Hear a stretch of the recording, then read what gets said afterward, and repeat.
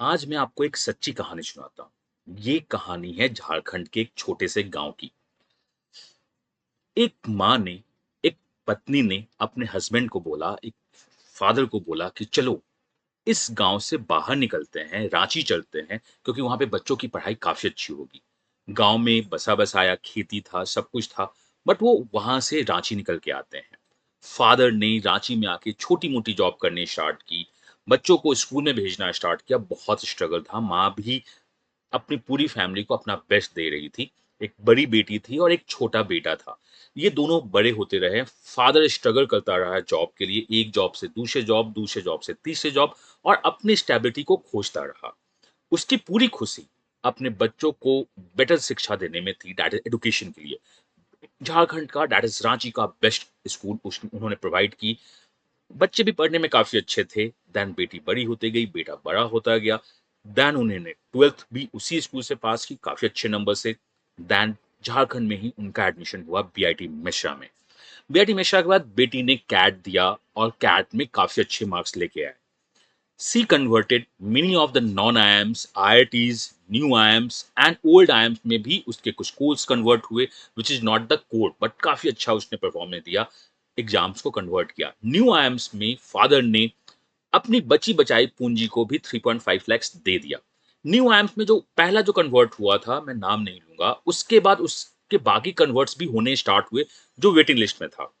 अब new IIMs के बाद उसका एक काफ़ी अच्छा कन्वर्ट हुआ। बेटी से जब पूछा गया कि तुम किस कॉलेज में पढ़ना चाहती हो, तो उसने ऑब्वियसली एक बेटर कन्वर्ट्स को दिया। यहाँ पे उन्होंने अपनी पूरी बची-बचाई रकम को दे चुके थे, सोचा था कि लोन लेंगे, तो उन्होंने कहा कोई बात नहीं है, यहाँ से मैं रिफंड ले लूँगा, इस कॉलेज के लिए लोन का प्रोसेस स्टार्ट करते हैं। वो बैंक गए, बैंक से उन्हें स्कॉलरशिप पे लोन मिली और उन्होंने सेकंड कॉलेज का भी फीस पेमेंट कर दिया और पहले कॉलेज के रिफंड के लिए अप्लाई करने लगे। यहाँ बैंक से लोन ले लिया था, पहला कॉलेज का भी फीस अभी फंसा हुआ है बिकॉज़ फीस आने में काफ़ी टाइम लगते हैं। इसी के बीच में एक कॉलेज है आईएफटी। आईएफटी ने उसको 2 कोर्स में ऑफर दिया, IFT BA and the IFT core में वो वेट लिस्ट है सिंगल डिजिट में। ये पता है कि वेट लिस्ट कन्वर्ट होगा बट डाउट है कहाँ कन्वर्ट होगा।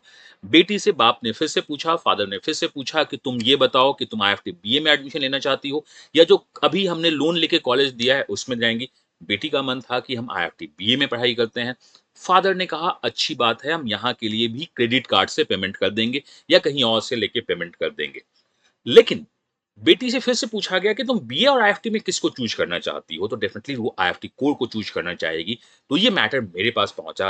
उनके फादर ने मुझसे कॉल किया कि सर बताइए, मैंने ये किया है, पहला लिया, परेशानी से उसको आगे बढ़ाया, आपको पता है कि मैं कितनी परेशानी से उसको पढ़ा रहा हूँ।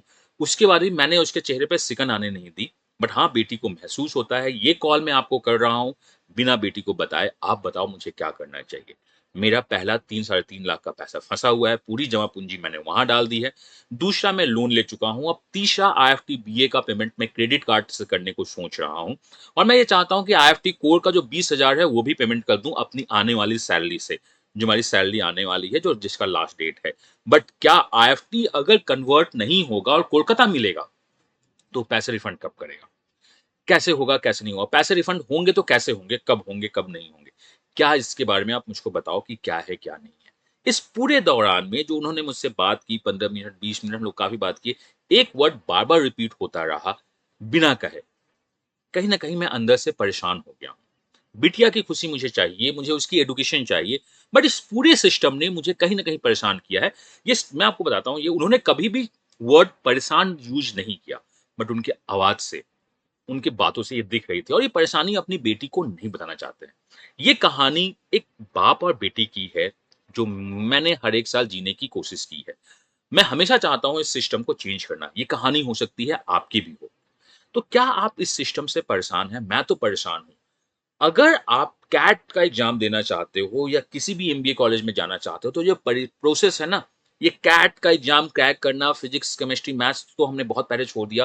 क्वांट, डीआई, एलआर को पढ़ना, कैट का एग्ज़ाम क्रैक करना, जैट का एग्ज़ाम क्रैक करना, उसके बाद जो ये प्रॉब्लम होती है सिस्टम की लड़ाई हमें कभी-कभी तोड़ देती है। क्या करना चाहिए?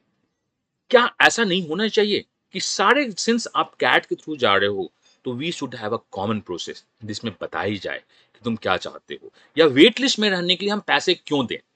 तुम रिलीज कर दो रैंक पूरा का पूरा, जितने लोगों ने भी एडमिशन लिया है कि ये रैंक है, ये रैंक है, पीडीएफ बना के तुम रिलीज कर दो कि हमारी साइड से रैंक है, इतने को मैंने एडमिशन दिया है। जिस तरह से एफएमएस ऐसा करता है, बाकी इंस्टीट्यूट ऐसा करते हैं, तुम वेट लिस्ट के लिए क्या पैसे मांगते हो? और एक प्रोसेस बनाओ ना कि चलो with in a 5 to 10 days आपका पहला प्रोसेस आप जमा कर लो। हम इस दिन ओपन काउंसलिंग करने वाले हैं। ओपन काउंसलिंग का मतलब, आओ, पहले को मैं एडमिशन दूंगा, अगर तुम एडमिशन लेने के लिए यस करते हो तो उस सीट को मैं ब्लॉक करूंगा, एक छोटी सी रकम दो, आगे बढ़ो, फिर आगे ब्लॉक करूंगा, और ये पैसे भी आगे रिफंड हो जाए जब मुझे बेटर कॉल मिले तो। पूरी सिस्टम में लोग कहीं ना कहीं टूट जाते हैं। बहुत बार लोगों ने कहा कि सर, कभी कभी ऐसा लगता है कि मैं वेट लिस्ट में नहीं होता, मेरा कन्वर्ट ही नहीं होता, मतलब मैं नहीं होता, मैं दोबारा कैट की तैयारी करने का सोचता, कुछ और सोचता। वेट लिस्ट में पैसे दे दे कर हम शायद लुट से गए हैं। एमबीए मुझसे कभी कभी ऐसा लगता है कि एक्सटॉर्शन मनी चार्ज कर रहा है। तो मैं आज इसी के बारे में बात करता हूँ, बात करना चाहता हूँ। मैं चाहता हूँ कि आप भी आइए। ये सिंगल आवाज उठाने से कुछ नहीं होगा। अगर हम ग्रुप में आवाज उठाएं तो बहुत अच्छी बात है, लेकिन प्रॉब्लम क्या है आपको पता है? We are sitting in the month of June. आपकी परेशानी है, दूसरों को आपकी परेशानी समझ में नहीं आती है, और उसके बाद आप ये मान के चलते हैं ये तो सिस्टम है, ऐसा होना ही होना है। नहीं, हमें इस सिस्टम से लड़नी होगी। मैं आपको हमेशा एक बात बोलता हूँ और बोलता रहूंगा, अगर बच्चा रोता है ना, तो उसे खाना माँ जल्दी देती है। तो हमें इस सिस्टम में आवाज उठानी है। हम आवाज उठाएंगे तभी आगे बढ़ेंगे। Process is not just CAT, is just not about कि एमबीए एडमिशन में कैट लिया हो गया, उसके बाद वैट पीआई, उसके बाद एडमिशंस का प्रोसेस। अगर आप टॉप में हैं तो हो जाएगा। बाकी जगह लोगों का बोलना है कि इस फाइट में पढ़ो ना, 99.99 लाओ। अगर आप 99.99 भी लाते हो और आप कहीं ना कहीं कुछ ना कुछ अगर फंसते हो, तो प्रोसेस आपको परेशान करती है। तो हमें एक बेटर प्रोसेस की मांग रखनी चाहिए, जो मैं हमेशा रखता हूँ। कैट कन्वेनर आई एम कोडी कोरे, इस बार आप कैट के साथ वैट पीआई को भी कंडक्ट करवाओ। उस प्रोसेस को इंप्रूव करो, 4-5 रो। अगर आपको कहीं पे भी असिस्टेंट चाहिए, I am ready to give free of cost of my timing to you. कैसे करना है, कैसे नहीं करना है, मैं आप बच्चों से भी आवाज चाहता हूँ, पेरेंट्स से भी मैं चाहता हूँ कि तुम सोचो, आप सोचिए। इसे चेंज होने की जरूरत है। आज आप फंसे हुए हो, आप पिस रहे हो, कल को कोई और फंसेगा, कोई और पिसेगा। मैंने हमेशा कोशिश की है, चाहे वो रिफंड पॉलिसी की आवाज 10 साल पहले उठाई हो, जिसके बाद एआईसीटी ने रिफंड प्रोसेस को स्मूथ बना दिया है, बट आईआईटी जायम्स एआईसीटी नॉर्म से ऊपर है, तो अपनी खुद की खेलते हैं। इस बीच में फंसते कौन है? हमेशा कॉमन पीपल। आप फंस रहे हो, मैं चाहता हूं, आइए साथ में आवाज उठाते हैं। आप बताओ कैसे जुड़ना है, मैं आपको बताऊंगा। ये बहुत ज्यादा हो चुका है सिस्टम से फाइट। हमें पीआईएल डालना चाहिए। अगर आप में से कोई भी पीआईएल डालने के लिए आगे बढ़ना चाहता है या सपोर्ट करना चाहता है तो बताइए। We want to go for this PIL. It needs time, it needs money. मैं टाइम देने को तैयार हूं, पैसे भी लगाने को तैयार हूं, बट आगे के पैसे के लिए आपकी सपोर्ट चाहिए, आपकी आवाज चाहिए कि मुझे ये प्रॉब्लम्स हुई है। आइए एक पीआईएल साइन करते हैं, जिसमें आप अपनी प्रॉब्लम को लिख के भेजिए, हम सब कुछ बात करेंगे। अगर आप मेरी बातों से थोड़े से भी सहमत है, ये नॉन एकेडमिक वीडियो है, आप बोल सकते हो कि सर क्यों वीडियो बना रहे हो, इससे अच्छा कुछ मैथ्स के सवाल सॉल्व कर देते। आपका मैथ्स एलआरडीआई बहुत अच्छा है, लेकिन मैंने हमेशा कहा है, कैट की जर्नी इट्स मैथ्स एलआरडीआई से कहीं ऊपर है। तो इस जर्नी में आगे बढ़ने के लिए हमें जो कंकड़ पत्थर आते हैं, हम उसे आगे बढ़ा देते हैं। मैं आपको एक कहानी सुनाना चाहता हूँ। श्री राम जब वनवास जा रहे थे, तो उन्होंने अपने रोड पे अपने, मतलब उनकी कहानी है रामायण पे, कि जब वो जा रहे थे किसी पाथ में, तो रोड के कंकड़ पत्थर साफ करते जा रहे थे। तो लोगों ने पूछा आप क्यों साफ कर रहे हो? कि बाकी जो लोग आएंगे उन्हें प्रॉब्लम नहीं हो, राम ने ये कहा। तो बोले कोई बात नहीं, उन्हें प्रॉब्लम होने दिए। उन्हें अगर कष्ट होता है तो उनकी वो पापों की सजा है। तो राम ने कहा कि कष्ट उन्हें नहीं, कष्ट मुझे होगा, क्योंकि उनमें भी तो राम बसते हैं। तो आपके पाथ में जो भी प्रॉब्लम्स आ रहे हैं, उन्हें हमें साफ करने की जरूरत है, कि आगे नहीं, पीछे वाले लोग जो इसमें चल के आए थोड़ा सा बेटर में फील करें। तो हमें इस पाथ के कंकर्स को साफ करने की बहुत जरूरी है। आज ये कहानी एक पिता, एक बेटे की है, एक फादर, एक डॉक्टर की है। ये कहानी कल को बहुत लोगों के साथ हो सकती है।